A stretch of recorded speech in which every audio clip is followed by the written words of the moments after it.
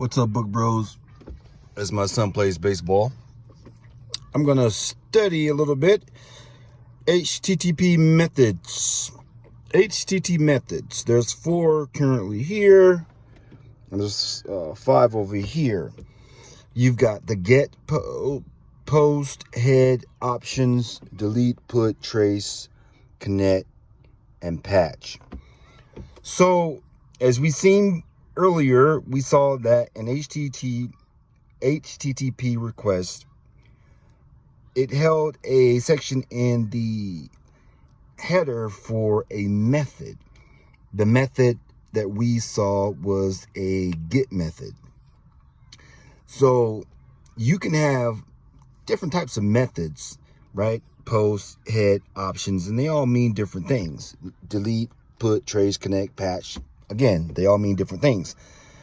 And so let's just kind of go over what some of these get methods stand for. Get. Get, this method requests or retrieves the content of a specific URI. It is the most commonly used method. URI can refer to a specific data process or a script. All the data that is passed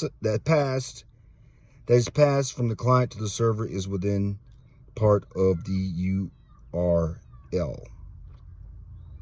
Post. This method submits data to be processed by a script on the server. Data content would be in the body of the request, not the header. Okay, you've got the head. This method is similar to get, but head returns only the header portion of the response and omits the body. It is most often used for checking the page recent modification time. Remember, the response had the timestamp in it. Options method. This method returns the methods supported by the server. It is commonly used for fingerprinting of the web server.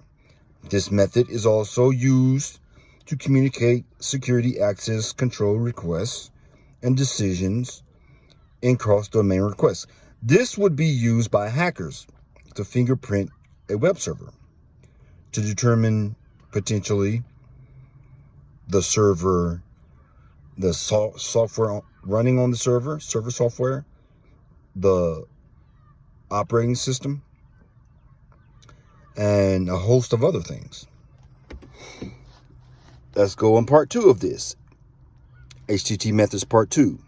You've got the delete method. That's sort of self-explanatory. Deletes the resource at the specific URL, not URI. You've got the put.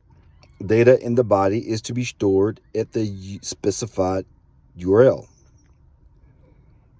The trace. For testing purposes, the server echoes back the request body. The client can examine whether intermediate servers altered the request.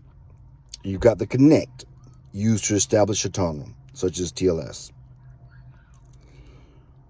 And then you've got patch. It's used in RESTful API to update partial resources. All right. So if we go just a tad bit further into what each one of these does, you could do some research online, maybe watch some YouTube videos on each one of these, and you can dig deeper into what each one of these methods are capable of. This is just an overview to give you some context of the HTTP request and response. All right. And that's all I have for you guys right now.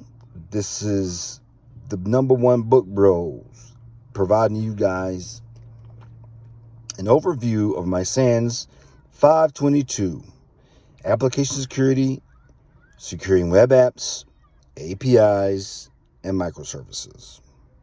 Book Bro out.